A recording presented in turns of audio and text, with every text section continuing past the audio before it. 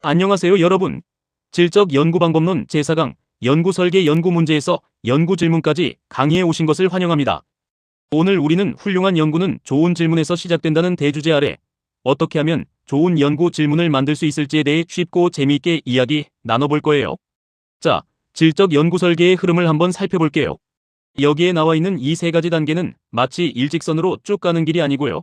계속해서 서로 영향을 주고받으면서 수정되는 아주 순환적인 관계를 가지고 있어요. 이걸 꼭 기억해 주세요.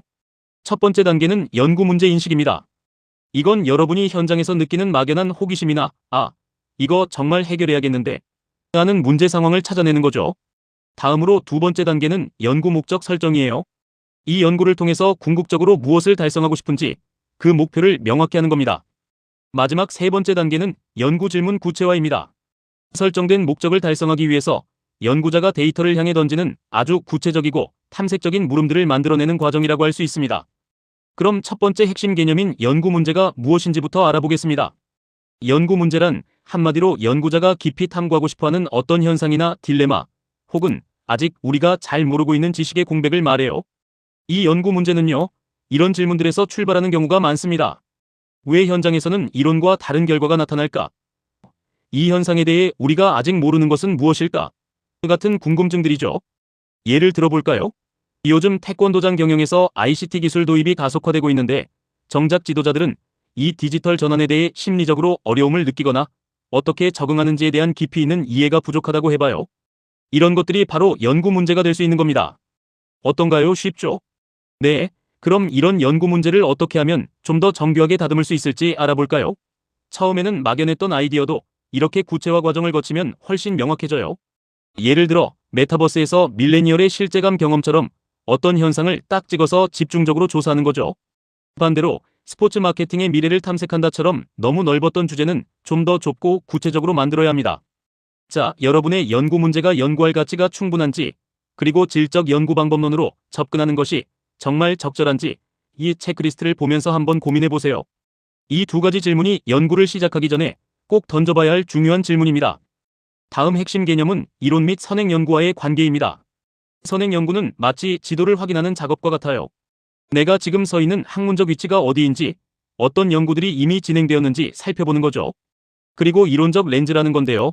어떤 관점으로 현상을 바라볼 것인가를 결정하는 겁니다. 마치 색안경을 쓰고 세상을 보는 것처럼요. 해석주의나 비판이론 같은 다양한 패러다임이 여기에 해당됩니다. 마지막으로 내 연구가 기존의 지식을 그저 확인하는 것인지, 아니면 더 새롭게 확장하는 것인지, 아니면 기존의 것을 반박하는 것인지 그 관계를 명확히 설정하는 것이 아주 중요합니다.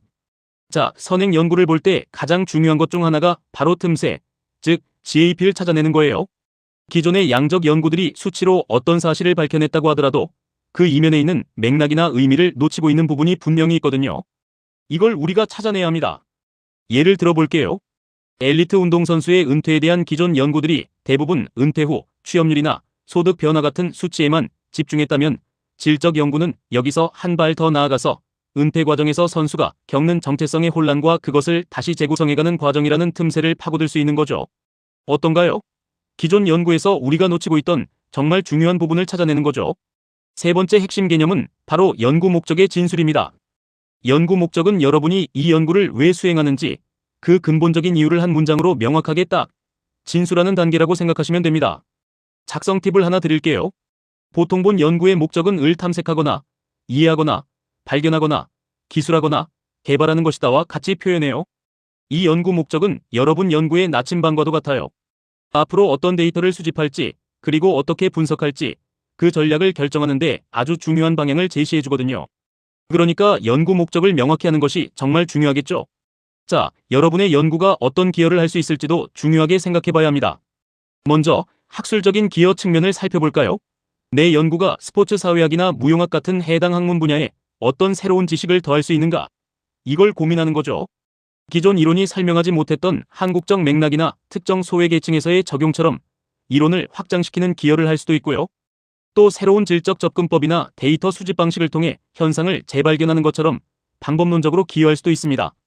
이렇게 여러분의 연구가 학문적으로 어떤 의미를 가질 수 있을지 깊이 생각해보는 시간이 필요합니다. 다음으로는 연구의 실전적이고 사회적인 기여에 대해 이야기해 볼게요. 학술적인 기여만큼이나 중요한 부분인데요. 여러분의 연구가 현장의 실무자, 정책을 만드는 사람들, 아니면 심지어 연구에 참여한 분들 본인에게 어떤 실질적인 도움을 줄 수 있을까를 고민하는 겁니다.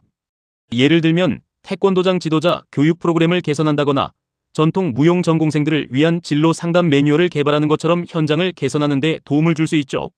또한 사회적으로 소외되었던 집단, 예를 들어 엘리트 체육인이나 비인기 종목 선수들의 목소리를 대신 전달하고 사회적인 공감대를 형성함으로써 사회적 인식 변화를 가져올 수도 있습니다. 여러분의 연구가 세상을 더 좋게 만드는데 어떤 역할을 할 수 있을지 상상해 보세요. 자, 이제 연구 질문의 본질에 대해 이야기해 볼까요? 연구 질문은 여러분이 설정한 연구 목적을 달성하기 위해서 데이터에 직접적으로 던지는 물음이에요. 가장 중요한 건 개방형 질문이어야 한다는 겁니다. 예 아니오로 딱 답할 수 있는 닫힌 질문은 질적 연구 질문으로 적합하지 않아요. 예를 들어 인가? 라는 질문은 피하는 거죠. 그리고 질적 연구의 질문은 살아있는 유기체와 같아서 연구가 진행됨에 따라서 유연하게 진화하고 수정될 수 있다는 점을 꼭 기억해야 합니다. 처음에 완벽한 질문을 만들어야 한다는 부담감을 가질 필요는 없어요. 그럼 양적 연구 질문과 질적 연구 질문이 어떻게 다른지 비교해 볼까요? 우선 양적 질문은 주로 변인들 간의 인과관계를 확인하는 데 초점을 둡니다. 예를 들어 주 3회 태권도 수련이 청소년의 스트레스 감소에 미치는 영향은 무엇인가? 와 같이 특정 변수가 다른 변수에 어떤 영향을 주는지 수치적으로 알아보려는 거죠. 반면에 질적 질문은 주관적인 경험과 그 맥락을 탐색하는 데 중점을 둬요. 청소년들은 태권도 수련 과정에서 스트레스 해소를 어떻게 경험하며 그들에게 도장이라는 공간은 어떤 의미인가? 처럼 참여자의 내면적인 이야기와 그 배경을 깊이 있게 이해하려 노력합니다. 둘의 차이가 명확하죠? 자, 이제 여러분이 직접 질문을 다듬어보는 활동을 해볼게요. 질적 연구 질문은 주로 무엇, 어떻게 하오, 왜와이라는 프레임으로 시작하는 경우가 많습니다. 지금 여러분이 가지고 있는 막연한 연구 주제를 이 세 가지 프레임에 맞춰서 어떻게 변형할 수 있을지 연습해 볼 건데요. 무엇은 현상의 본질과 의미를 탐색할 때, 어떻게는 과정과 메커니즘을 탐색할 때, 그리고 왜는 현상이 발생한 이유와 그 맥락을 탐색할 때 주로 사용됩니다. 자, 그럼 다음 슬라이드에서 각 프레임에 대해 좀 더 자세히 알아볼까요? 먼저 무엇 WHAT 프레임, 즉 의미와 본질을 탐색하는 질문에 대해 알아봅시다. 이 질문은 어떤 현상의 본질이나 의미, 그리고 현재 상태가 어떤지 깊이 있게 탐색하고 싶을 때 사용해요. 주로 현상학적인 연구에서 많이 활용되죠. 참여자들의 주관적인 경험과 그 경험이 그들에게 어떤 의미를 가지는지가 핵심 초점입니다. 예를 들어 한국 전통무용 전공생들이 무대 위에서 경험하는 예술적 몰입의 본질은 무엇인가? 와 같은 질문을 던져볼 수 있습니다. 몰입이라는 경험의 본질적인 측면을 파고드는 거죠. 다음은 어떻게 HOW 프레임, 즉 과정과 메커니즘을 탐색하는 질문입니다. 이 질문은 어떤 현상이 일어나는 과정, 사람들 간의 상호작용, 그리고 특정한 상황에 어떻게 대처하는지를 탐색할 때 아주 유용해요. 주로 근거 이론 연구에서 많이 사용됩니다. 시간의 흐름에 따른 변화와 역동성에 초점을 맞추는 거죠. 예를 들면 스포츠 에이전시 신입사원들은 조직 내의 치열한 경쟁 문화에 어떻게 적응하고 생존해 나가는가? 와 같은 질문을 통해 그들의 적응 과정을 단계별로 깊이 있게 살펴볼 수 있습니다. 마지막으로 WHY 프레임, 즉 이유와 맥락을 탐색하는 질문입니다. 이 프레임은 특정 현상이 발생하게 된 깊은 맥락과 그 이유를 탐색하고 싶을 때 사용해요. 주로 사례 연구나 비판 이론 연구에서 많이 활용됩니다. 환경적인 요인, 구조적인 모순, 그리고 참여자들의 동기 등 현상을 둘러싼 다양한 배경에 초점을 맞추는 거죠. 예를 들어 왜 특정 지역 사회의 태권도장은 단순한 체육시설을 넘어 지역 주민들의 핵심 커뮤니티 허브로 기능하게 되었는가? 와 같은 질문을 통해 그 태권도장이 가진 사회적, 문화적 의미를 깊이 있게 탐색할 수 있습니다. 자, 이제 동료들과 함께 질문을 다듬어보는 동료 코멘트 활동을 해볼 시간입니다. 그룹을 구성해서 여러분이 작성한 무엇 어떻게 왜 질문들을 서로 공유해보세요. 피드백 가이드라인을 알려드릴게요. 먼저, 이 질문이 혹시 예 아니오로 답할 수 있는 닫힌 질문은 아닌가? 하고 확인해주세요. 둘째, 질문 안에 연구자의 편견이나 이미 답이 정해져 있지는 않은가? 더 중요한 부분입니다. 마지막으로 하나의 질문에 너무 많은 내용이 담겨 있지는 않은가? 너무 복잡하다면 좀 더 단순하게 만들 필요가 있어요.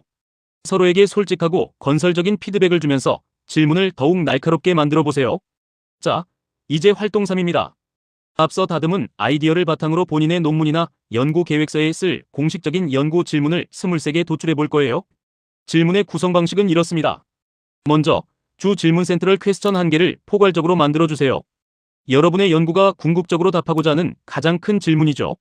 그리고 2주 질문을 좀 더 구체적으로 탐색하기 위한 하위 질문 서브 마이너스 퀘스천즈를 23개 정도 만들어주시면 됩니다. 이 하위 질문들이 주 질문에 대한 답을 찾아가는 여정의 이정표 역할을 할 거예요. 자, 오늘 강의의 맺은 말입니다. 질적 연구에서는 처음부터 완벽하게 흠결 없는 질문을 만드는 건 거의 불가능하다는 점을 다시 한번 강조하고 싶어요. 완벽한 첫 질문은 없습니다. 우리의 연구 질문은 마치 살아있는 유기체와 같습니다. 현장에서 수집되는 생생한 자료들과 계속해서 만나면서 끊임없이 진화하고 변화할 거예요. 그러니 질문을 실제 현장에 적용해보고 언제든지 수정할 수 있다는 열린 마음, 개방적인 태도를 가지는 것이 질적 연구자로서 아주 중요합니다. 오늘 강의가 여러분의 연구 설계에 큰 도움이 되셨기를 바랍니다. 수고 많으셨습니다.